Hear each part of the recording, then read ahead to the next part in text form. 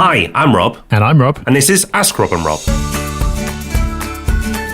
Welcome to Ask Rob and Rob, the show all about questions and answers. You send in your property questions and we send you on your way about 10 minutes later with knowledge that you can use. The whole format, of course, is pretty reliant on you getting your questions in, so you better do that. You had, and it's luckily very easy to do so. So you can call in on 013 808 0035, or you can get to us via the internet. You can go to propertyhub.net/ask and leave your question there. Don't worry if you mess it up first time. You can re-record it. You don't have to be perfect. All you need to do is get it right once, and that's exactly what these two lovely people have done. And first up, we have Matt. Hi, Rob and Rob. It's Matt from Hertfordshire. I wanted to say thanks for your content you guys provide. I'm a new listener since the new year, really, and I've been enjoying the back catalogue. It's just really great to hear some level-headed yet optimistic advice. And I really like the podcast, particularly on tax advice and your lessons learned episodes. So I've had a few buy-to-lets for a few years now, and I'm now in the process of purchasing my next, which will be my first in Liverpool. So I really liked your predictions podcast as well last week. So I don't necessarily need to take a dividend right now, and my strategy is to use good yields to help build deposits with the aim in the next 10 years or so that I might be able to drop the day job. My plan at the moment is to try and build yields and not necessarily take a big dividend at the moment. Yields, glorious yields. And for those who don't know what a yield is, it's just the return that you make.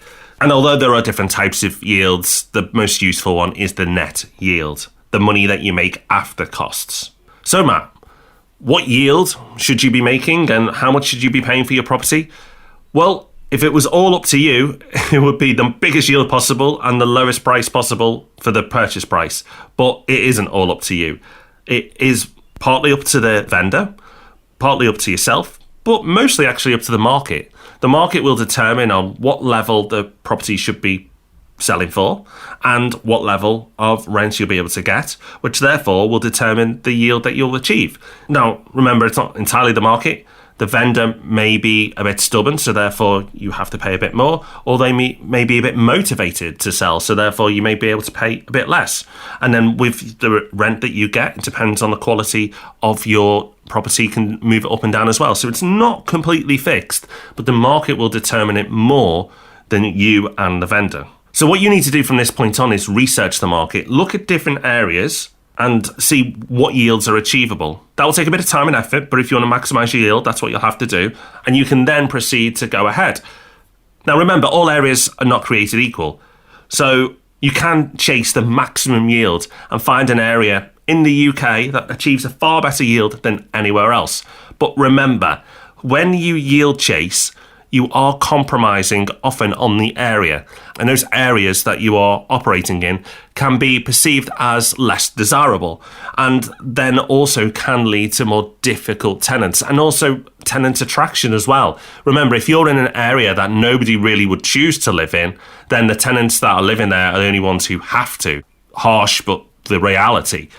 And that in itself can create problems. And so you are paying for that yield in some respects with your time, because it may take up more of your time, and also you may have to spend more on your property through wear and tear as well. Now this, of course, is not an absolute rule, and to suggest that low-end properties are going to give you these problems all the time is nonsense, but the risk is higher.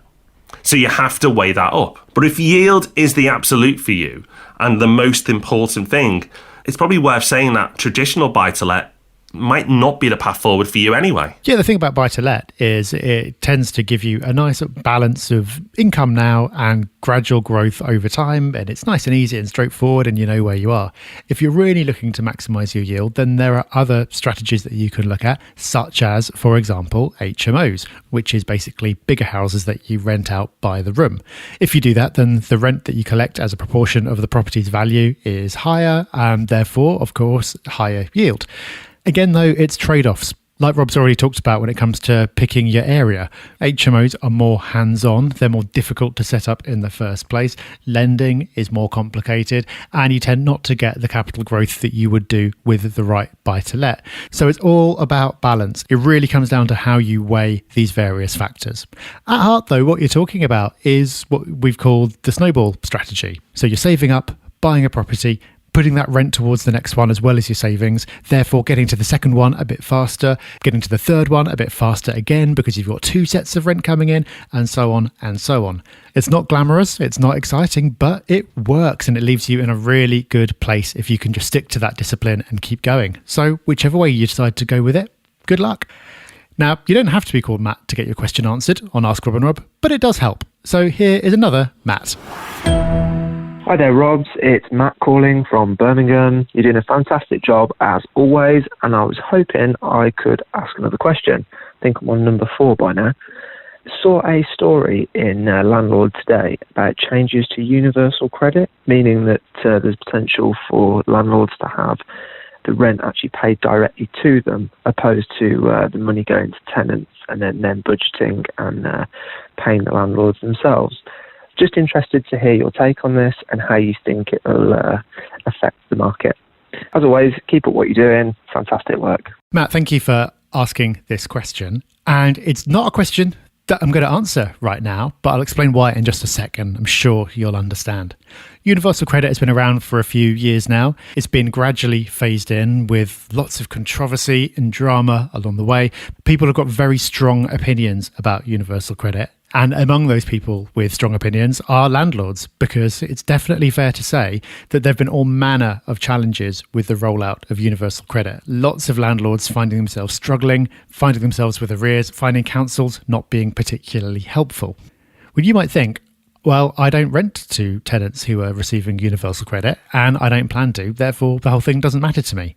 But in fact, now this is more relevant than ever, because as a result of the coronavirus and the associated lockdown, despite everything that the government is doing to try to keep people in their jobs, applications for Universal Credit have spiked enormously. So your tenants, who may have seemingly had secure jobs and be earning well and not be claiming, might suddenly start doing so, and so it becomes something that you have to deal with. Now, having given it that big setup, I've just said that I'm not going to answer the question. Well, why is that? Well, it's because there's someone far more qualified than me to answer that question, and lots of others around Universal Credit. And that is Mark Morris, who we've had on the podcast a couple of times before, talking about his journey in property. A big part of his journey has involved renting to tenants who are receiving benefits. Of course, in recent years, that's meant Universal Credit.